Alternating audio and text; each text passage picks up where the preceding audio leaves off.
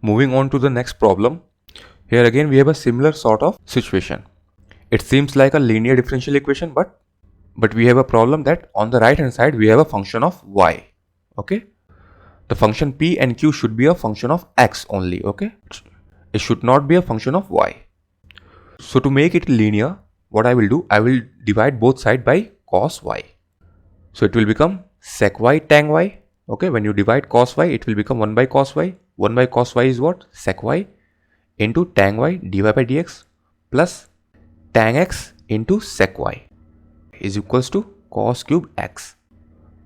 Now to make it a standard linear differential equation, what I will do, I will assume sec y as z. Okay, z is equals to sec y. Now differentiate both sides with respect to x. You will get dz by dx is equals to sec y tan y dy by dx. Okay, differentiation of sec y is what?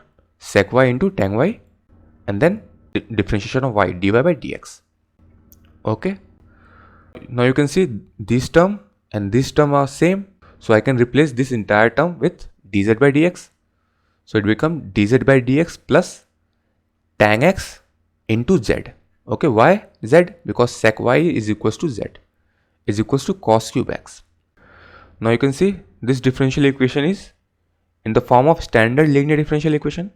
Okay, but the difference is here the dependent variable was y and here the dependent variable is z. Okay, that is the difference. Now the value of p will be coefficient of z, that is tan x. So value of p is tan x and value of q is what? Cos cube x. Okay, now let us calculate the integrating factor, which is given by e raised to the power integral of p dx.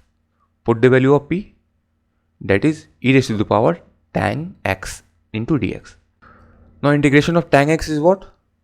Now the integration of tan x is equals to log sec x. Okay, so it becomes e raised to the power log sec x. Now we know that e raised to the power log x is equals to x. So in the same way, e raised to the power log sec x is equals to sec x. Okay, so here we have the integrating factor is equals to what? Sec x. Now let us go for the solution. Now the solution is given by dependent variable into integrating factor is equals to integration of q into integrating factor. Now here dependent variable is what? Z. So z into integrating factor. Put the value of integrating factor, that is z into sec x.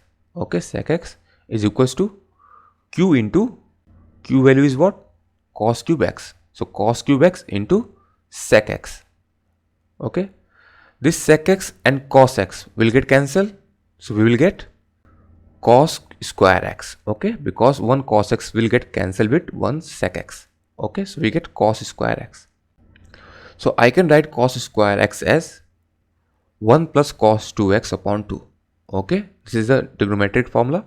Cos square x is equals to 1 plus cos 2x upon 2. I can write it as half integral of 1 plus cos 2x. Okay, now here also dx will be there. Here dx is missing. Now the integration of 1 is what? X. So we will get z sec x is equals to half into x. Why? Because integration of 1 is x and integration of cos 2x is what? Sin 2x upon 2. Okay, that is sin 2x upon 2 plus integration constant c. But here in the solution we have a z term, but we need to represent the solution in terms of y and x. So replace the value of z by sec y, because value of z is what? Sec y. So it becomes sec y into sec x is equals to half x into sin 2x upon 2 plus integrating constant c. So this is the solution of the given differential equation. So you need to understand that the linear differential equation is the most important type of differential equation in first order, first degree differential equation. And you need to understand the cases where you need to convert the differential equation into linear if on the right hand side you have a function of dependent variable. So you have to divide by the corresponding terms.